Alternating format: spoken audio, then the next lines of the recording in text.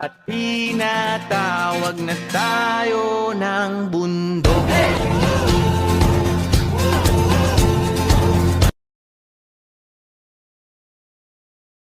May mga lugar na pangmatagalan. May mga lugar na dinadaanan lang. Parang Hong Kong. Kaya bawat oras, dapat sulitin mo. Kasi walang nagtatagal dito. At ngayon